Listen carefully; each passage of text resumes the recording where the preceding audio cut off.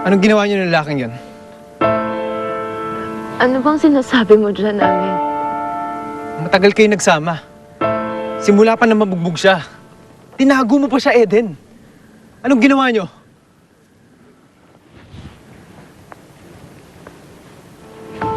Sino ba nagsimula nun? Hindi ba ikaw? Dahil binugbog mo siya! Pinagtatanggol mo pa siya? Ahmed, kinawawa mo yung tao.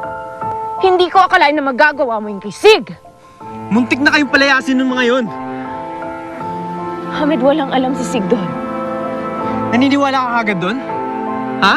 Ilang oras pala kayo magkasama? Nabilog niya na ulo mo? Dahil nagsasabi siya ng totoo. Ano bang ginawa niya sa'yo at nagkakaganyan ka, ha? Matagal na ba kayo magkakilala? Hindi, di ba? Pero ako, bata pa lang tayo, magkasama na tayo. Kaya sa aga lang dapat sumama, hindi sa kanya. Huwag ka nang lalapit doon sa lalaking yun, ha? Wala kang karapatan sabihin sa akin. Hindi mo akong pag-aari. Ikakasal na tayo, kaya akin ka na. Itawan mo ko. Akin ka na, Eden, ha? Akin ka na! Iwan mo muna ako!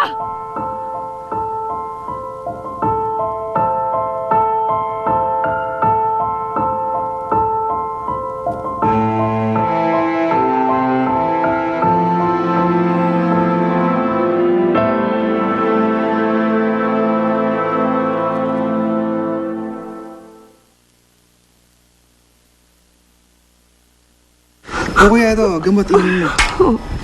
O ka na. Kinakausap mo ni mama at papa yun. Ikaw naman kasi. Ba't ka pa bumalik doon? Ayun, nagkagulo tuloy.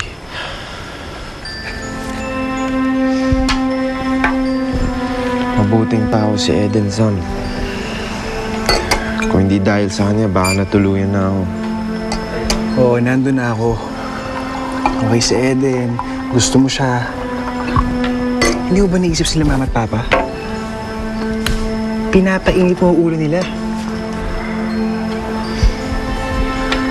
Magkakita kami ni Eden sa ayaw at sa gusto nila. Seryoso ka ba? Ngayon mo lang kinalaban si mama at papa dahil sa isang babae. O baka naman nasa-challenge ka dahil hindi mo pa nakukuha si Eden. O baka naman may nangyari na sa inyo. Kaya hindi mo makalimutan si Eden. Di ba sabi mo sa akin, wala kang panahon sa relationships? Noong nagpunta tayo dito, malayong-malayo sa isip mo yan. Pero ngayon, kuya, tell me the truth. Are you in love with Eden?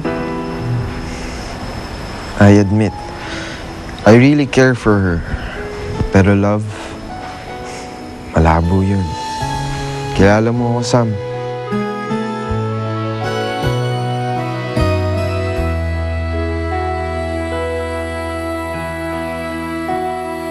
Hahamakin ko ang lahat, mabalik ka lang sa piling.